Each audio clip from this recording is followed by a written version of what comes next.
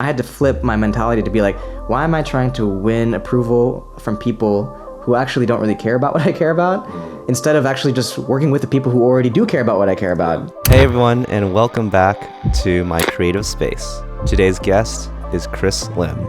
He's the founder of Theotech, a company that's passionate about bridging the gap between technology, entrepreneurship, and the gospel. He currently has an app in the App Store called Ceaseless Prayer, which helps remind you to pray for or think about 3 friends a day. He's also the creator of Spiffio, a multilingual translation software, which you can implement in your congregation, conference, event, or anywhere you may need to have translation. So this episode was recorded about 3 months ago, and since then a lot has changed. I currently work at a different company. Even though I really appreciate Adam and I love Matic a lot, I found a better opportunity somewhere else. Also, I mentioned my editor, Jamie. She has gone on to do bigger and better things, such as starting her own company. And so I'll link her information below as well. But other than that, enjoy this episode. But tell us about that journey, because like Yes. back then you probably weren't as comfortable doing this kind of stuff. No, I was not. So what I was changed? Definitely not. So let me give you a quick background. So obviously Asian American, was born in California, raised here in Seattle. Family, immigrant family. Well, technically I'm not immigrant, but like born here. My parents are immigrants, and so we worked very hard. My parents worked really hard. I worked really hard. You know, the kind of the message that we've been taught is, do well in whatever you do, whether that's school, whether that's music. So, I played piano and violin, went to the University of Washington, graduated with a degree in chemical engineering, which surprises a lot of people all the time. And then I went into research for a year, absolutely hated it. Then I had a 6-month existential crisis of not knowing what to do. Eventually, I convinced myself that tech was the way to go because Seattle is known for their Microsofts and their Googles and their Amazons. And so I joined a master's in computer science program. Mm-hmm. I lasted for 1 year. Mm-hmm. And then by then I was working as a client service IT kind of guy for 3 years at 2 different companies. Mm-hmm. I picked up photography during that time. Never really gave it a thought, but I bought my camera. I just kind of gonna give it a chance, and I fell in love with it. I really like just taking pictures. I really love learning about photography. I loved learning about editing and actually editing, going into Lightroom, going into Photoshop, messing around, tinkering, finding ways to like make images look cooler. And then the kicker in the pants was that I got let go from my last company almost a year ago. Mm. And at that time, I was already making side hustle money from photography. Yeah, I'm talking about like anywhere from $500 to $1,000 a month with just my photography alone, just working on like weekends or Friday evenings. And so I had this decision to make when I got let go. I told myself, I can probably find another job within this kind of same vein of IT client services, technical stuff, right? But I wanted to see if I could really turn this into a career. I really wanted to see if I can turn this into like a job, like a career, And so I gave myself 6 months. I gave myself my monetary goal, which was $10,000 within 6 months. I gave myself personal goals, which is to throw an event for myself. Mm-hmm. And I'm happy to say that 6 months goes by and I checked those 2 boxes, and I'm like, well, let's just keep going and let's see like where this ends up. And so, here I am, almost at my 1 year company anniversary. Okay. And a lot of things have happened. A lot of opportunities have happened, and I'm very grateful and very blessed to be able to do what I do at the scale that I do it. Mm-hmm. But what was that journey personally, though? Because I remember you wanted to do photography, but photography is not the same as business. Yes. Photography can be a hobby. It can be just that artistic skill. So You had to go on some kind of journey as a business person too. Yes. So I did not know this about myself. And, one advice I would give for someone who's just kind of coming up and not really knowing what they want to do is just to continue to explore, because you never know what's like really hidden inside of you until you kind of like do it, right? Try it out, yeah. So that actually it's a really good question. I think there are a lot of creatives out there that are way more creative than I am. You know, I've seen people's work on like Instagram, and whether they're an illustrator, whether they're a photographer, videographer, like some of the stuff they make is absolutely mind blowing. And I know some of these people personally. Well, they'll spend hours and hours just setting up a set just to take one photo. And while I do appreciate that artistry and the creativity and that dedication, I think there's also a balance to, if you want to make this a career, right, and actually make money from it. Yeah. I think there's a certain side of your brain that has to think about business and sales, marketing, all that stuff, right? Yep. I would say, honestly, I'm a pretty balanced person. I may actually lean more towards the sales and marketing side, which you could obviously tell from like this opening pitch, right? I immediately dove into that. I was like, this is the opportunity. I'm going to be on this podcast. Let me just pitch myself before we blabber on, right? And so I think for me, you know, like I definitely had that creative thing. You know, I played music growing up, you know, and I loved learning about audio engineering. I love learning about photography, learning about how to become a better creative. But it was actually this like unknown skill set in me that obviously needed practice. It was like this unknown muscle that I had in my body that needed to be exercised, but it was there. And so when I started doing my own thing, I realized all of a sudden, like, whoa, like I really love this. I genuinely feel like this is what I was supposed to do. Like this is what I was meant to do. This is what I was made to do. And so it all fits. And, you know, like, again, this is why I open a lot of times with, I'm very lucky and I'm very blessed. And the truth is, yes, like, you know, I entered, you know, photography at such a wonderful time because, you know, we're in a digital age. Everybody needs photos. Everybody needs videos. Every company needs photos and videos. Every website needs photos and videos. There's Instagram, there's Facebook. You know, a lot of these mediums that people spend an ungodly amount of hours on are all digital images or videos, you know, media, content, you know. And so I entered at such an incredible time, you know, with my skill set of not only just being creative, but also being in business and having a business and marketing mindset. And so, you know, I definitely feel very fortunate to be able to do what I do. Yeah, okay, so basically it sounds like you actually always had the hustle and the pitch, the salesperson in you, but you had to be in a situation where you could use those skills. Yes. Which basically is what entrepreneurs have to do. Yes. I on the other hand, feel like those aren't natural to me. I'm totally the more like understated, like let things be as they may, and if it happens, it'll happen kind of thing. Yeah. So it's been a growing experience for me to flip that and say, no, you know what? We actually have to talk about what we do. We have to talk about why it's important. We have to talk about why it's important to you. And that's not like weird. It's not boasting. It might come across as self-promotion, but it's just a part of actually serving people. They have to know about what you do. And so I think that's kind of been my own like entrepreneurship. I had to grow in that. Because otherwise, I was just an engineer, right? So I could love building code and being creative that way and building amazing products. I still love that. But the business won't succeed unless do all the other stuff that you talked about. Yes. Right? Yes. So having said that, let's talk about some entrepreneurial mistakes. Some of the bumps and stuff that we've learned along the way from, I've been doing this for like, 6 years now, which is crazy. Yeah. And you've been doing it for like 1 year now? Yes. Full time? Yes. So let's talk about some entrepreneurial mistakes. Yes. So I can actually learn a lot from you. Maybe. Like, I don't know. Honestly, this podcast needs to be reversed. By the way, I'm launching my own podcast, and a lot of this is going to be on my first episode. So I won't say the name yet, but it's a secret, but it'll come out. Yeah, and we'll have a link to his podcast in the episode. Yes. Man, but since I'm your guest, I'll go first. You go first. So when I first started, money was really hard to talk about. And it may be because of our culture or our family or a combination of both or whatever, right? Yeah. But it's a hard, you know, even in the Western culture, society is large, I actually do not see this topic brought up as much. It's true, you know? actually. It's kind of under the current. It is, yeah. It's more one of those things where it's like you don't really talk about it, you don't really share about it. And so, but, you know, it's important. Right? Yeah. Money represents value, resources, and opportunities. It's, you know, the potential of growth, you know. And so really talking about money was really uncomfortable in the beginning. And not only that, but setting my price.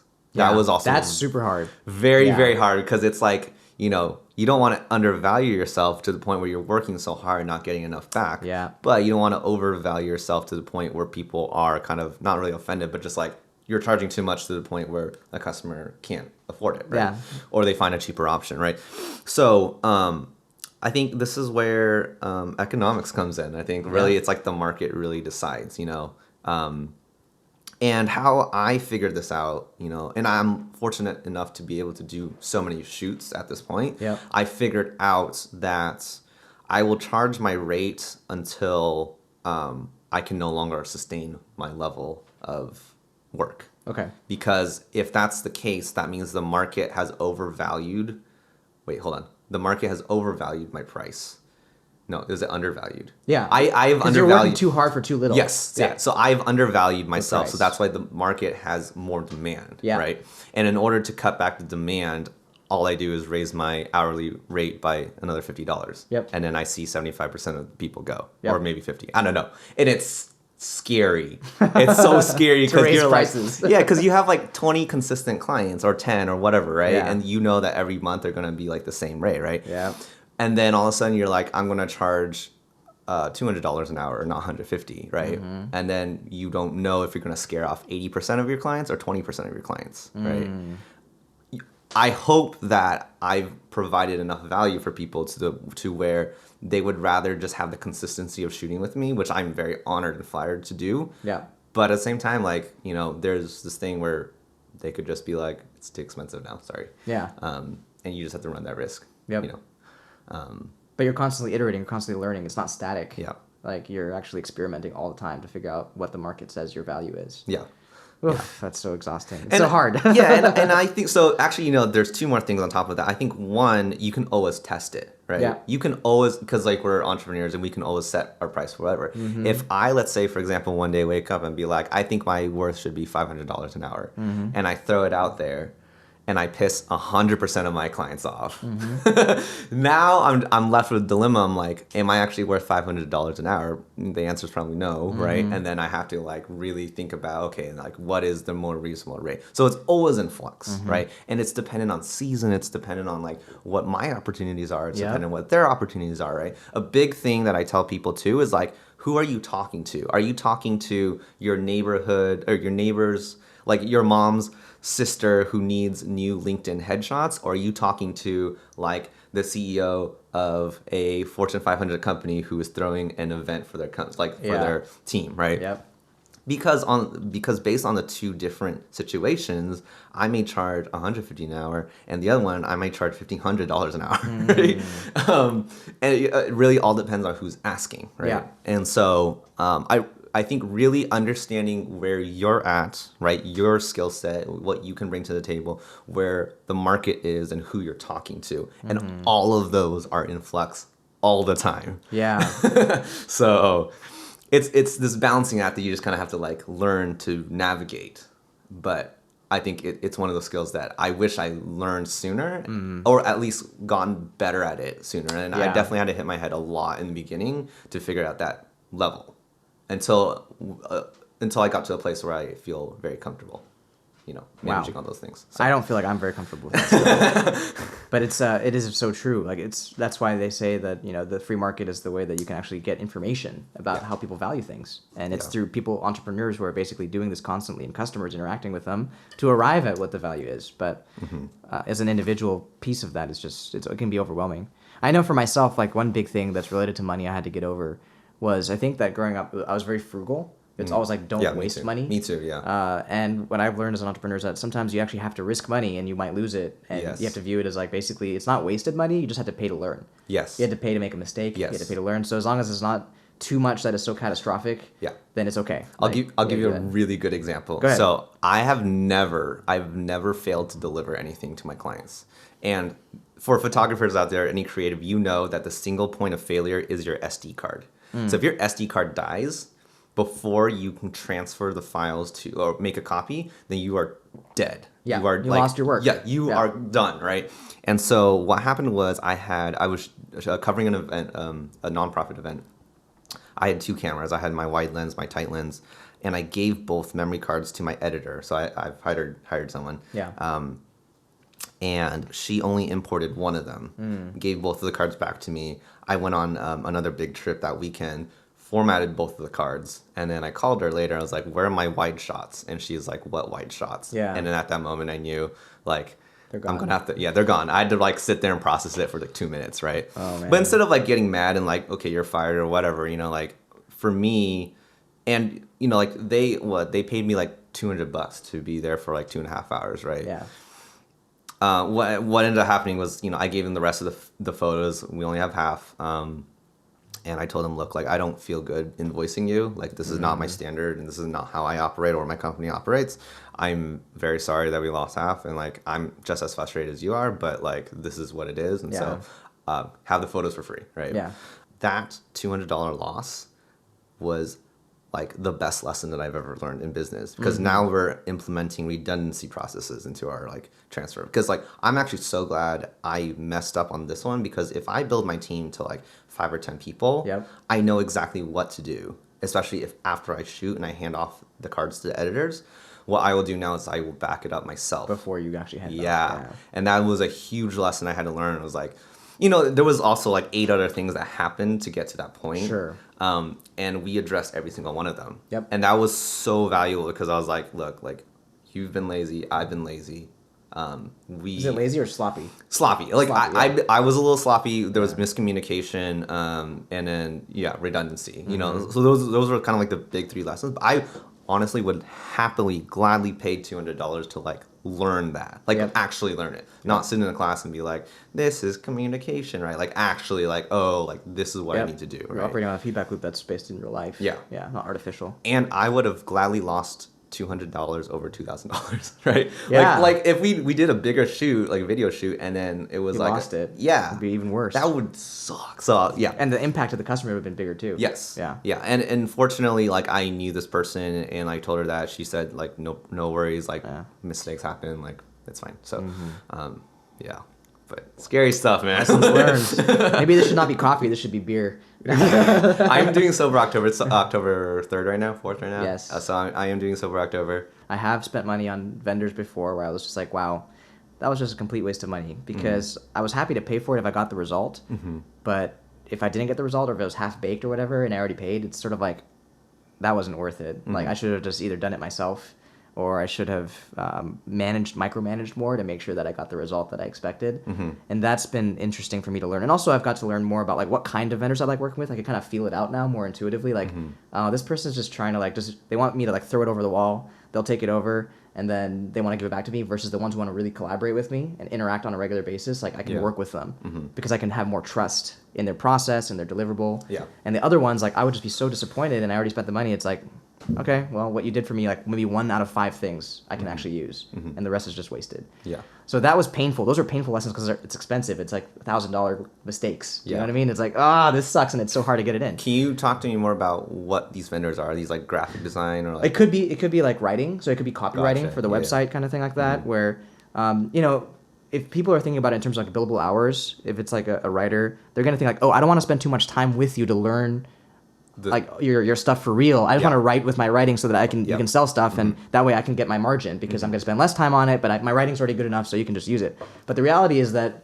they don't really get my product, they don't get my voice, whatever, it's a waste of money. Yeah. Versus finding other writers who are like, no, let's take the time, like, okay, I get it now. We actually did like a recording of us talking to each other about the situation. We have that recording, he listened to it, and he was able to write an article, and I read it, I was like, this is better than I could have done myself. Yeah. Like I could make it better, but like, no, I'm really happy now. Yeah. And that kind of relationship, like I want to pay people like that to do more good work. Yeah. Versus the other ones, like I wish I never even like met you. Like, right. No, it could feel like that. Yeah. And you would have paid, you know, like I can't say your situation, but if you find someone that does work really well, you would rather like pay them double than like go with someone who does a who just waste your money because you don't get the results. And I just feel that as an entrepreneur, like delivering results is this huge thing. And when you're in a big company, you can survive a lot of mistakes and a lot of wasted money, because it's like you're kind of a juggernaut that already has revenue coming in like crazy. But when you're like a startup or like a small entrepreneur kind of thing at this point, those like you can afford those mistakes, but you really have to like be efficient and like ruthlessly. Nope, I'm not making that mistake again. I'm not making that mistake again, because like you got to keep your business moving forward. It's so funny that you said that.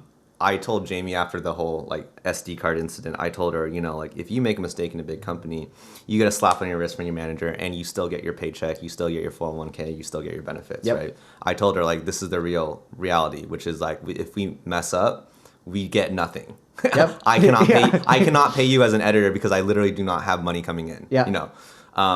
And I think, you know, it's both terrifying and rewarding. You know, like when we do a good job, you know, like when I deliver photos and, you know, at the beginning, you know, when I was delivering photos, like I always get this knot in my stomach, like, I hope they really like it.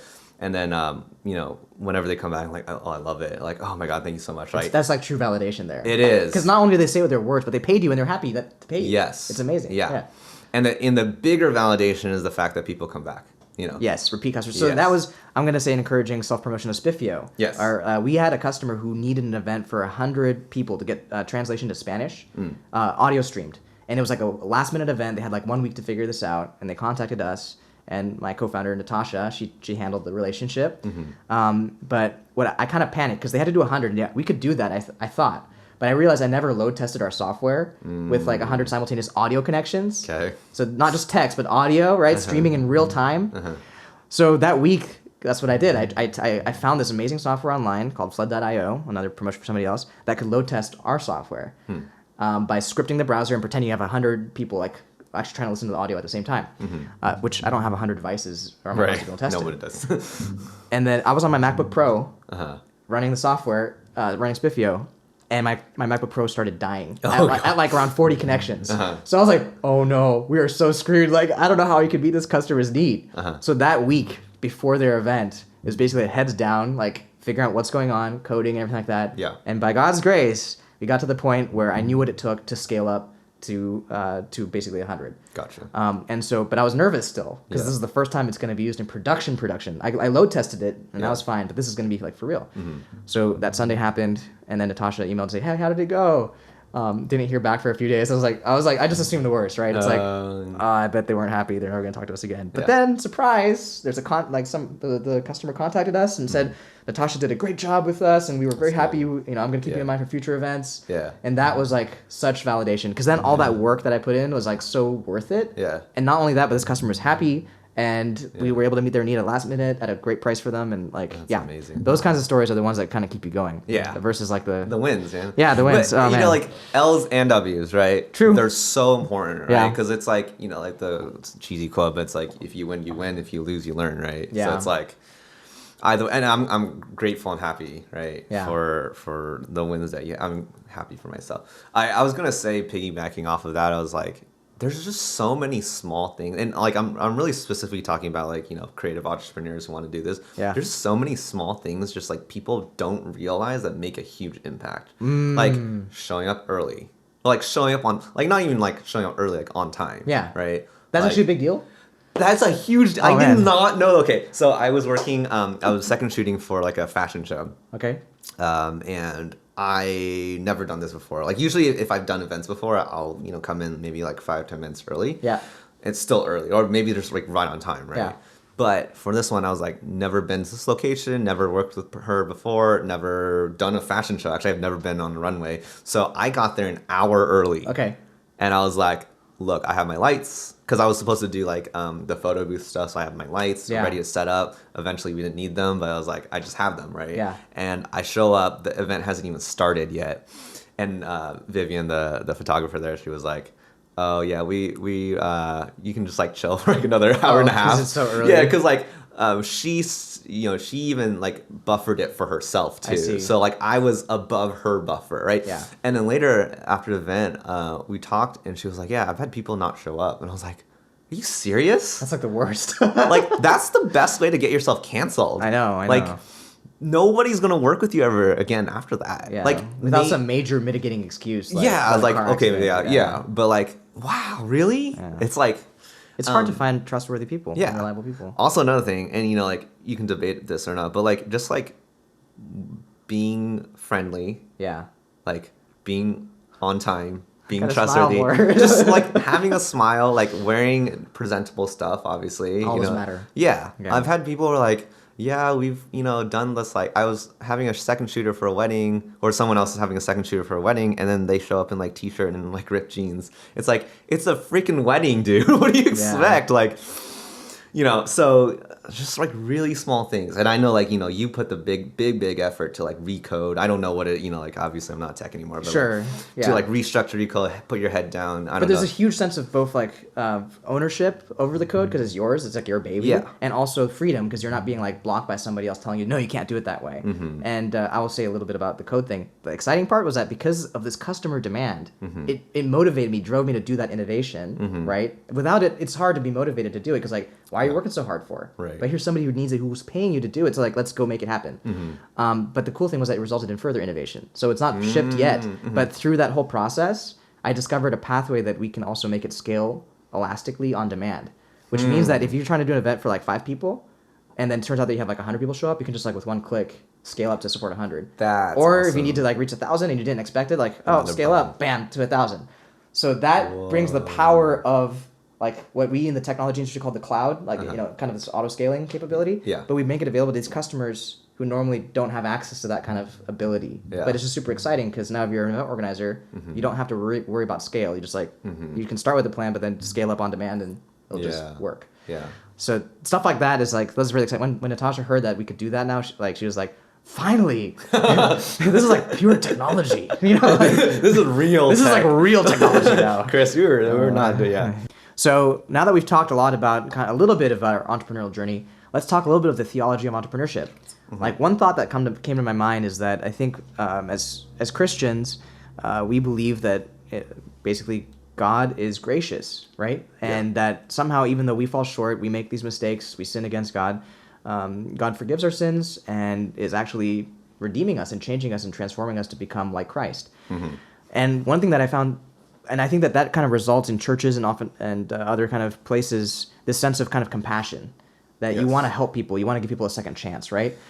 And I found, though, on the flip side of that, there's another aspect that's, as an entrepreneur, which is what we talked about earlier. Like, yeah, we want to give people the opportunity to, like, try again, even if they mess up. But it's really hard because your business literally is, like, on the line. Yes. And eventually you just can't give gigs. You can't pay people. You can't hire them. You can't use their labor and their gifts if they're not reliable. Like, if you don't show up on time. Yes. Like, those kinds of things. Yes. And so I just wonder for yourself and for me, it's like, how does that play out in practice, right? This kind of truth and grace or accountability and mercy, like, because we want to be people of mercy, but also in reality, like, our businesses are at risk here. And it's not just us, but everybody who depends on us and our customers too. Yes. You know what I mean? Yes. Okay, so I'm going to sort of modify your question and just kind of answer my own Go ahead. question. This is a conversation. I didn't prep that question. I just thought of it now. No, so. well, I wrote that question though. Did you? Okay. No, something along those lines. Okay. So I'll say this. One, when I started photography, I had zero expectation of it actually succeeding, right? I gave myself those 6 months and I was like, if I swim, I swim. If I sink, I sink, right?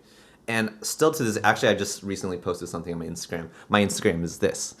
I'll post right there, 2A long. I recently posted, I live with the expectation that my business will die. Yes. All the time, because nothing is guaranteed. Yeah. And I think it is reality of small businesses that we can live and die in the drop of a hat. But at the same time, really understanding that, like, while I still have it, I'm going to do everything that I can to make it work. Yeah. Right. So I think that's the big thing, for me, understanding that, God's God, right? He kind of controls everything, and whether I will lose everything or gain everything is out of my control already, but whatever I can control, I will do the best to, right? Yep. You talked about having people under you. So, obviously you have your sister who works with you. And then I have Jamie, who's my editor, right? Mm-hmm. And so a big part of life lessons right now is how to be a better leader, right? Something that I didn't tell you, but I also work for Matic, which is a marketing agency up in Stanwood, and they just recently hired a new creative producer, a video producer, video editor, and so he's new-ish to the video world, and so like I've I worked there for about a year as well. And a lot of my time there too is like how to train him efficiently, how to bring him up to speed. Yeah. And so, I've got these two people kind of under me already. Yeah. And it's crazy to kind of hear myself say this, but I haven't even been in my own company for a year. And now there's people under me that kind Training of them, yeah. Yeah, that rely and depend on me. So I mean I take it very serious with the fact that I know that everything can go, right? And so I want to answer this question in a completely different way. Please do. Because you mentioned about like how does the gospel affect my life, right? I think one, really understanding the way that God designed you. I think that's super important because for the longest time ever, I was trying to fit myself in to something that wasn't me. And even though I could do it, I knew it wasn't me because I did engineering, right? Yeah. Which is why people are surprised about that. They're like, well, you're like a photographer video. I mean, and I don't normally do this because I have it on my cards in my pocket. But if they ever tell me like, or ask me like what my background is, like, oh, slip it kind of slightly like, oh, I'm a chemical engineer. Yeah. Right? But I can safely say now, like, I did not really enjoy it, you know? And even with computer science, so fun fact, I was Chris's roommate. I lived downstairs for a year. Yeah. And this guy can attest to it. You actually told me one time, you were like, I don't really see you as a technologist. And I was like, say that. I was hanging on to it. I was like, well, how am I going to make money? How am I going to and a lot of that was like fear, right? Yeah. But because of that fear, I was not able to step into what I was supposed to do, right? The minute I was like, I'm just going to try it. I'm not even going to like go for it, right? I'm just going to try it. Yep. Was the minute that I realized, oh, this is what I was meant to be. There's another thing. I think people talk too much.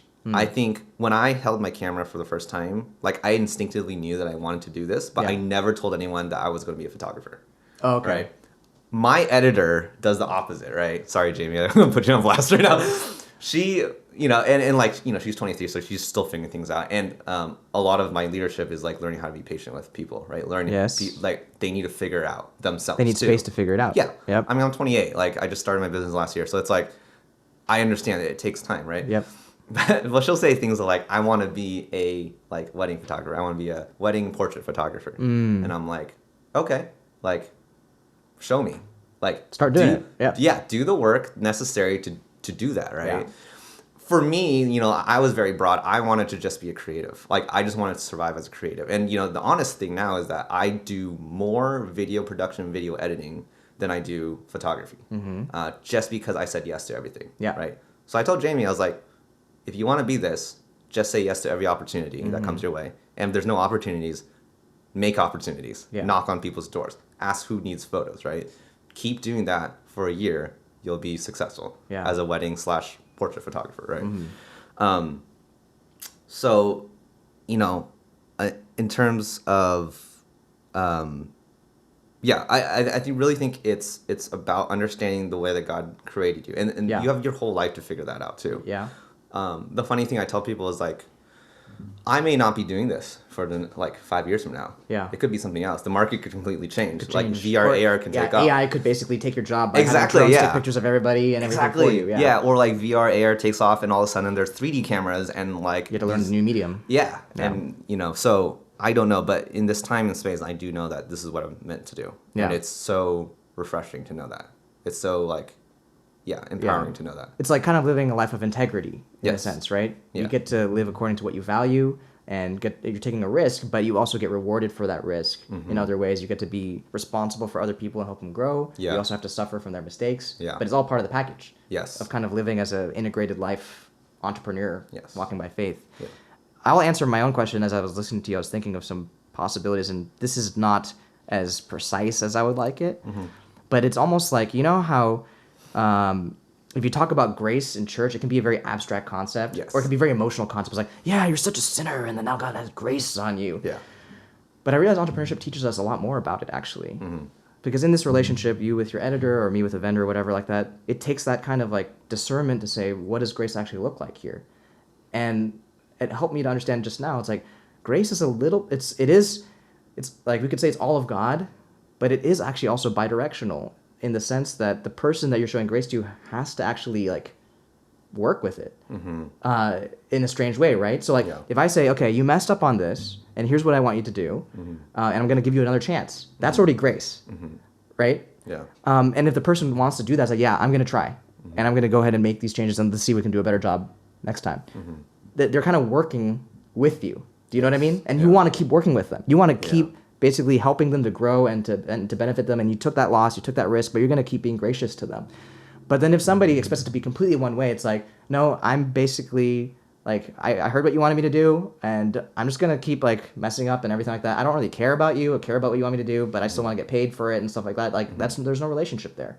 And that's not, that's kind of one-way grace that doesn't really work because it doesn't actually produce that transformation in the person. So I'm theologizing now, but kind of drawing connections like, wow, as entrepreneurs, if we talk about grace in church or any other setting, there's a lot more like meat to it in a sense. Maybe parents feel this way too about their kids, but like as an entrepreneur, I kind of get it. Like with this one vendor, I'm like, well, this is what it would take for you to really earn my trust again. And I'm willing to work with you if you want that, but if you don't, that's okay. That's it. Like, we can just be done. Yeah. And I realize now like that kind of interaction is a form of grace, but it requires response. Yeah. You know what I mean? I would say, and kind of to take this on a different approach, like, because you and I, we both grew up in the church. So, like, we know... We know what I'm talking about. Yeah, well, we know the Bible. And, like, you've heard the stories in the Bible just, like, over and over and over again, right? I think what's been really refreshing is to actually see that come to life, right? A lot, like, now how I price my stuff is I set it. And, this verse of, like, let your yes be yes, and let your no be no. Yeah. That has been so important for me. Wow. Because like any amount of ambiguity just creates confusion for the customer or for both of you. Both. Yeah. Confusion, chaos, and then there's damage control after that, which I hate damage control. Yeah. So you'd rather be upfront about like, this is how much I want for this job, right? And then it's up to them to be like yes or no. But I'm very clear, right? And when you were talking about mistakes earlier, that was one of the mistakes, was not being very clear, right? Like, what were we doing? What were you doing instead? Like, yeah. So a big example was like, how much do I charge to shoot? How much do I charge to edit? Yeah. How much do I charge for? Do I charge for like my time driving? Like all this other stuff. Like, do I separate all these out?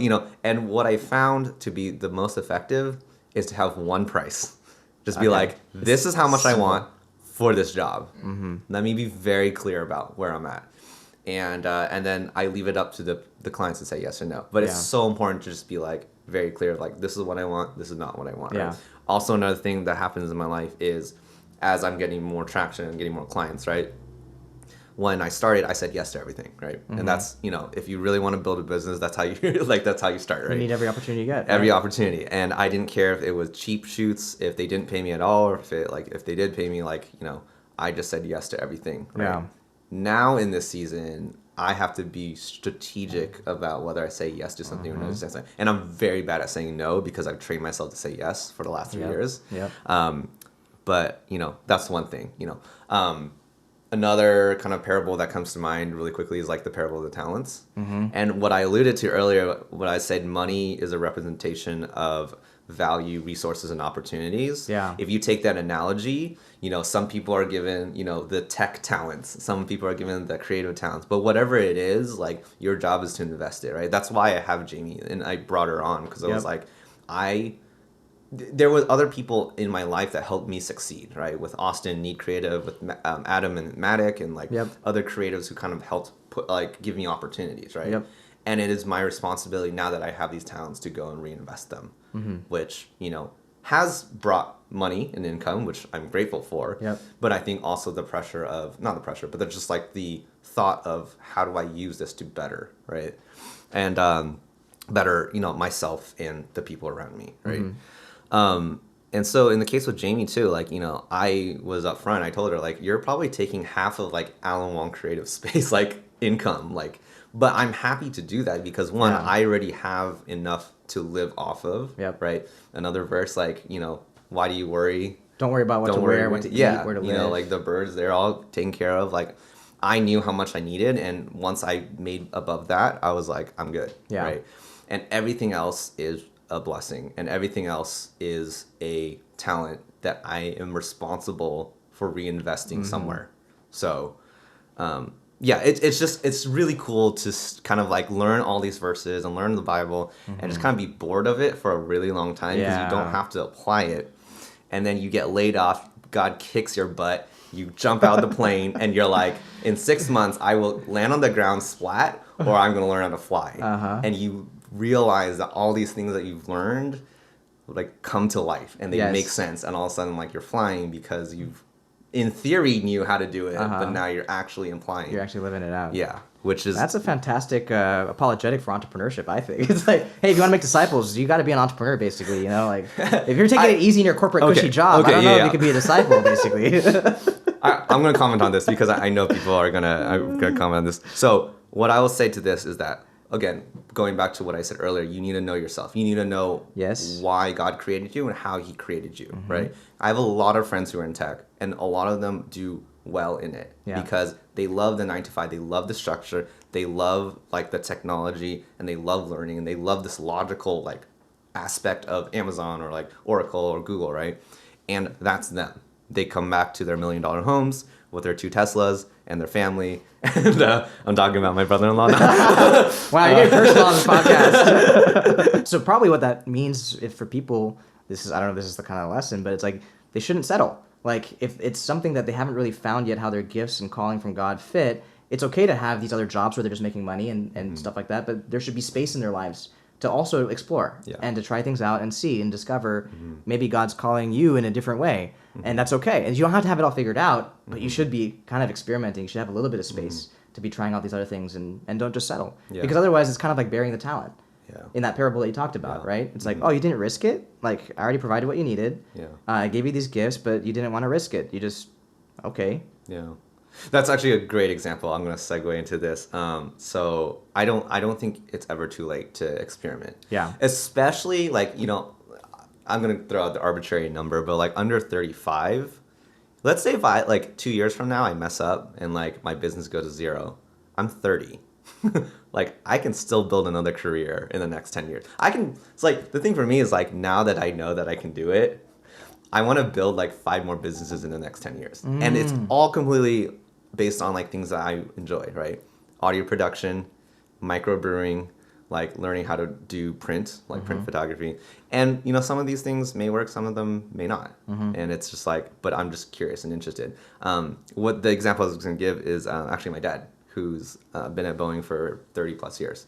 And he always tells me, you know, and always kind of complains that like, he's not really an engineer, but he does enjoy like mentoring people and helping people. And so like, he kind of feels like he finally found his passion at Boeing.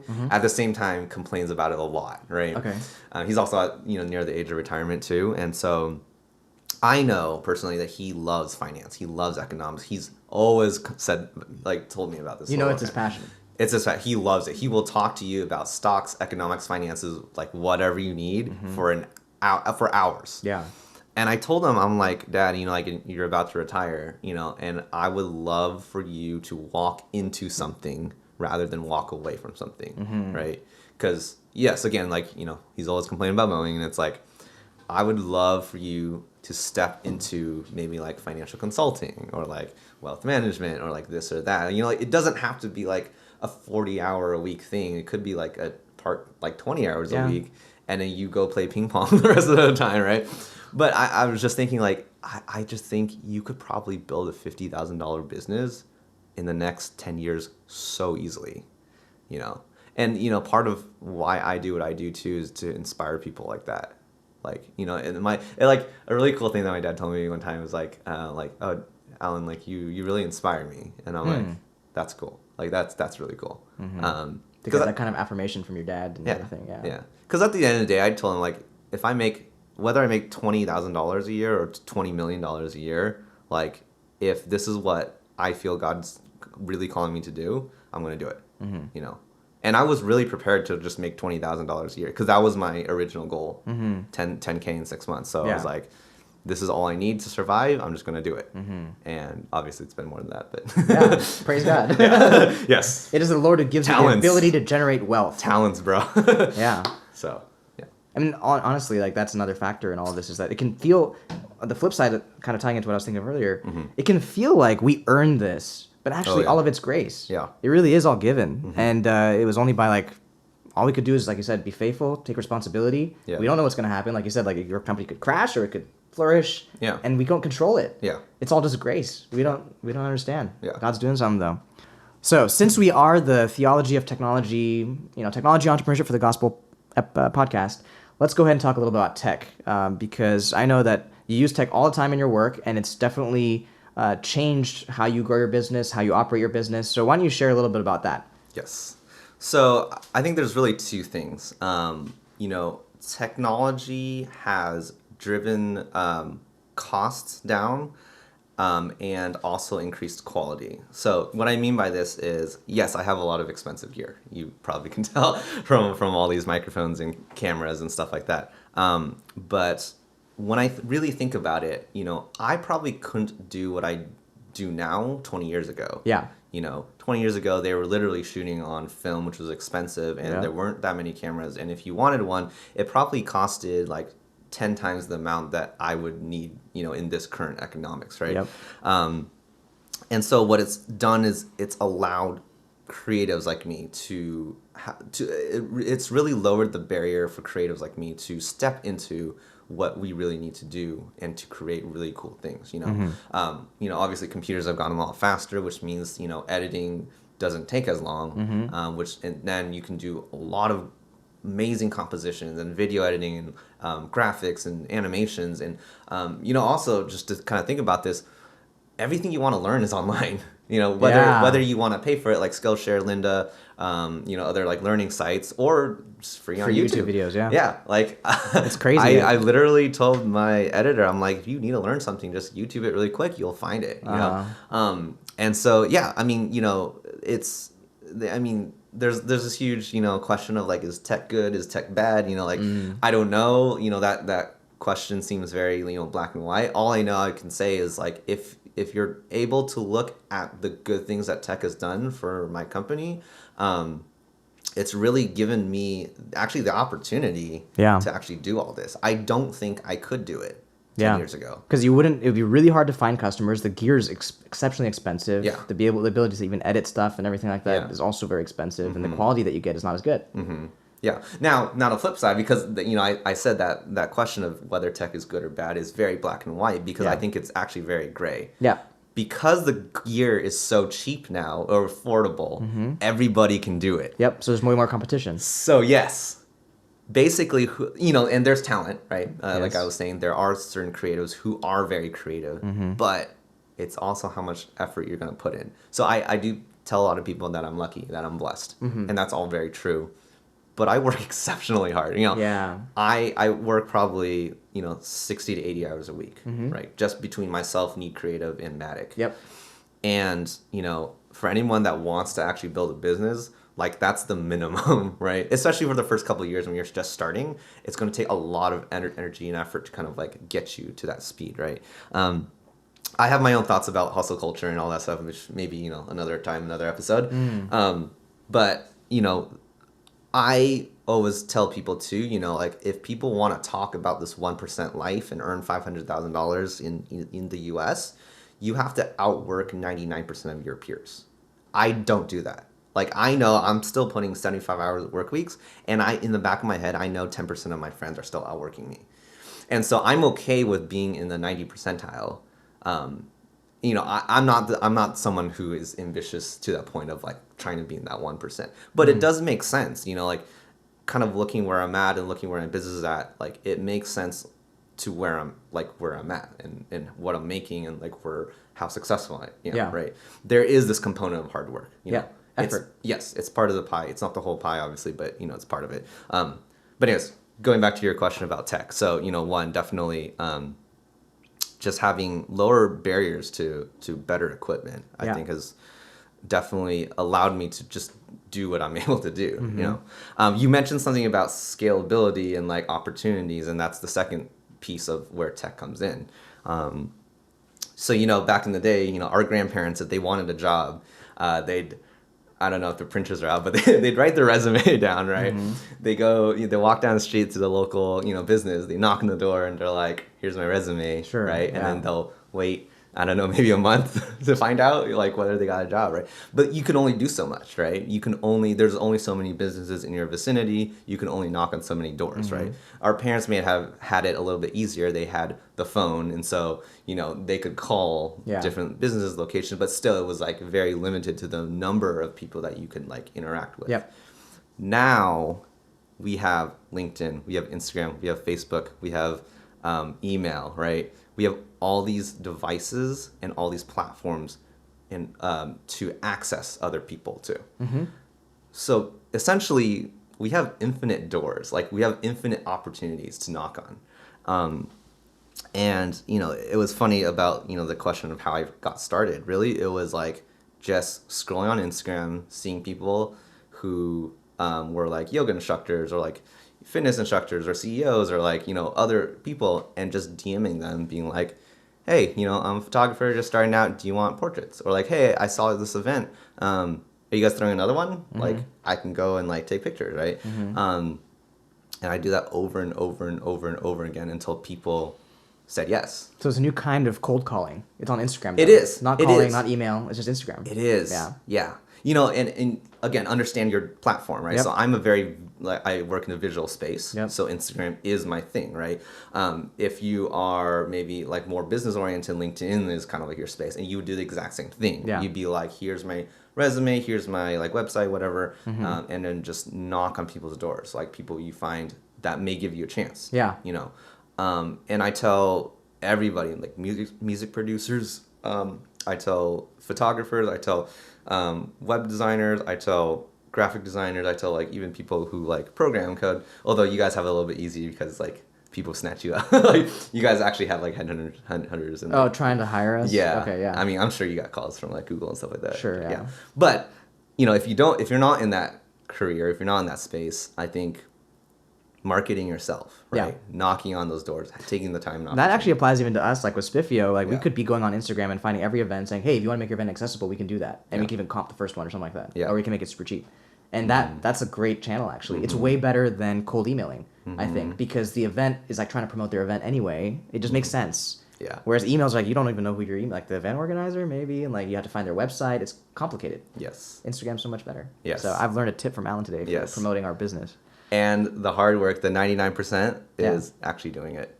Execution, once you get the deal. Yeah. Yeah. Well, no, just doing. Oh, just like going ahead and like going through Instagram and saying, hey. That is honestly, that's the hardest part. It's really hard. Because people are like, I don't know why. People are like, I don't know, maybe it's millennial culture, but like, they're afraid of knocking on people's doors. And I'm like, just do it. Like, 99% of them may say no to you. But that's okay, because you have 1%. You're back where you started. Yeah, and you get 1 job, right, out of this whole thing. So. And then once you get one, they can refer you if you do a good job to everybody else. And so it just builds up. Yeah. Yeah. That's how you get it. So that's kind of an encouragement to everybody who wants to build a business or kind of try something new. Yeah. You have access to so much opportunity now. Yes. Yeah. So leverage it. Yeah. Definitely. If you want to do it. If you want to do it, leverage it. Yeah. So.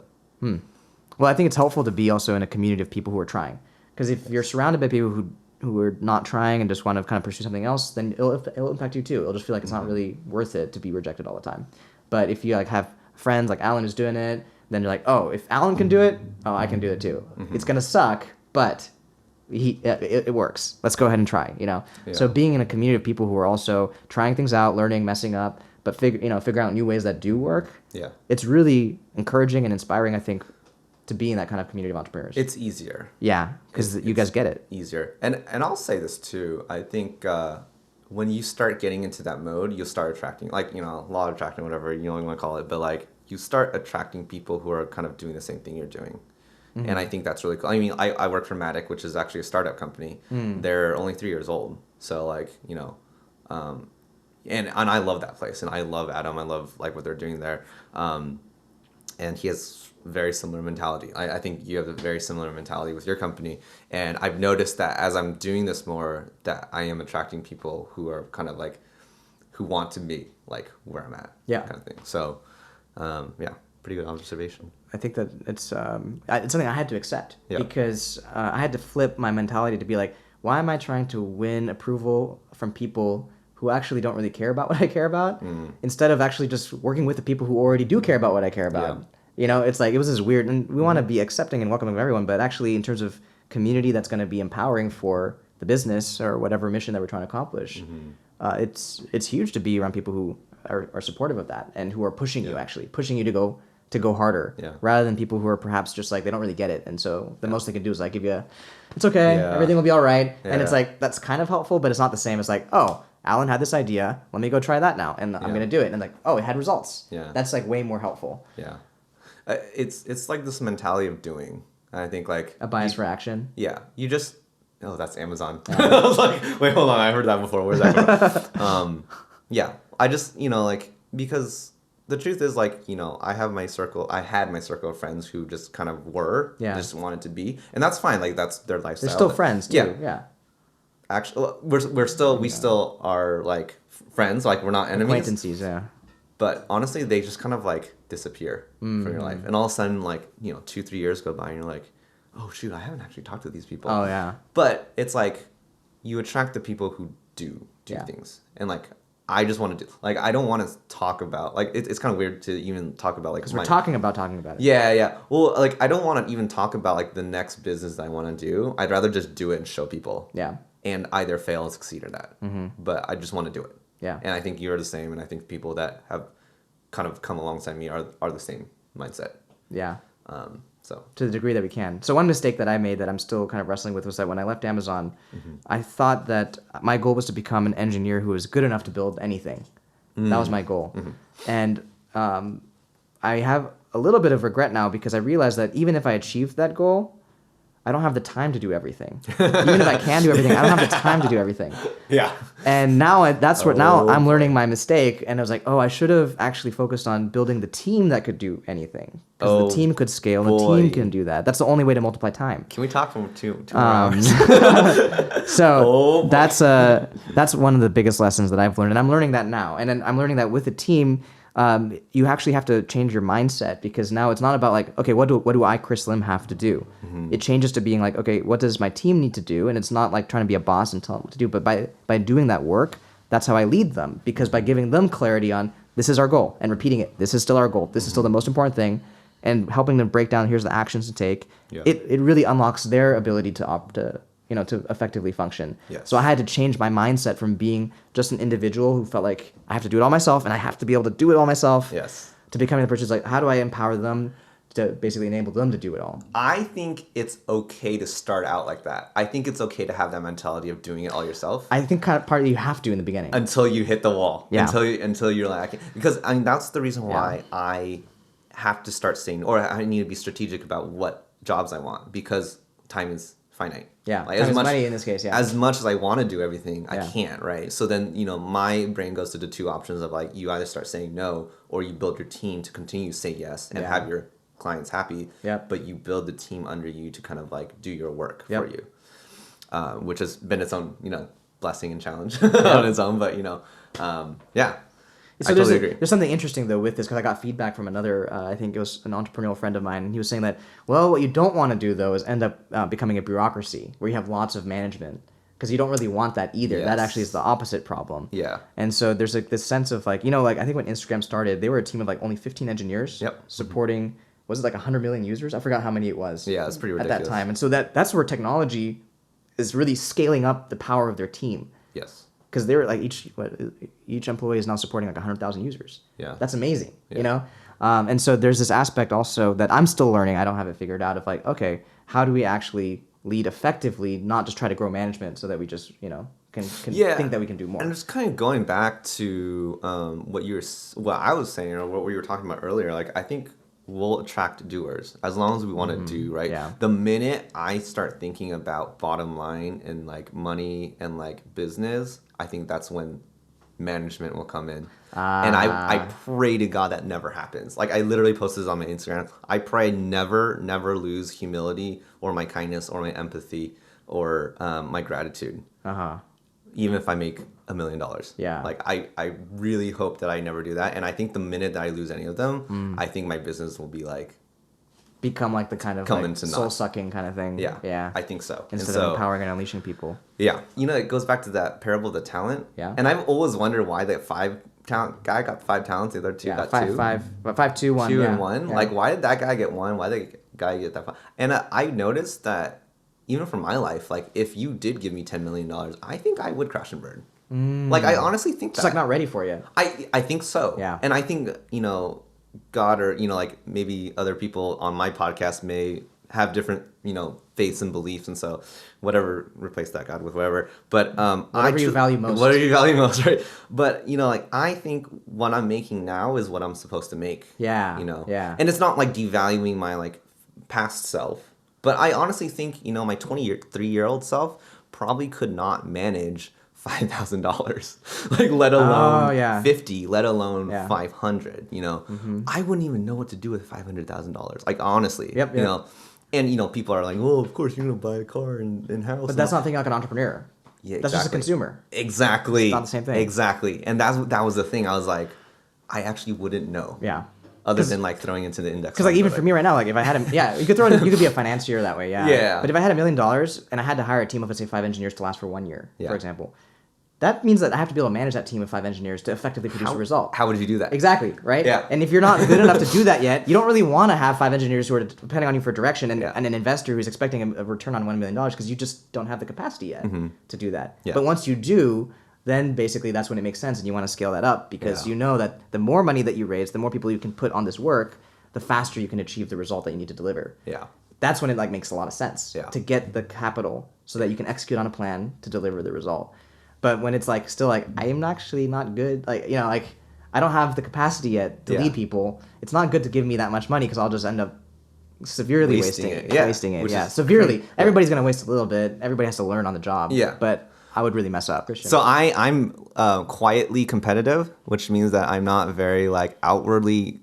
He pretends like he doesn't care, so he can play it cool. I pretend that I don't care, but I really do care. So if you are listening to this, please share it on everything. So Instagram, Facebook, YouTube, social media, all that stuff. Email it to your grandparents. I want this podcast to be the #1 listened to in Theotech history. Okay. So what do I have to beat right now? 100 plays? I don't know. I actually have to go look at the metrics. Okay. I'm not tracking that. So actually no, it's probably like 500. Okay, so I have to beat 500. So everybody help me. Okay. Please help me. We can do that. Okay. Actually, well, we want to beat 1,000 though. I think that we shouldn't set the goal too low. That's not competitive enough. Fine. Well, see, this is where my competitiveness like breaks. Fine, 1,000. Like wait, real 1,000 plays. Okay, guys. And no bots allowed. Yeah, that's cheating. Okay, bots are fair. Well, then I'm gonna make my podcast episode go. I'll just write the script and hit Instagram bots are fair. I can spin up 1,000 Chrome instances and hit the podcast episode, and we're gonna hit our metric. Fair See, enough. That's lying, even though the metric still is telling the truth. I mean, is Instagram a lie? I don't know.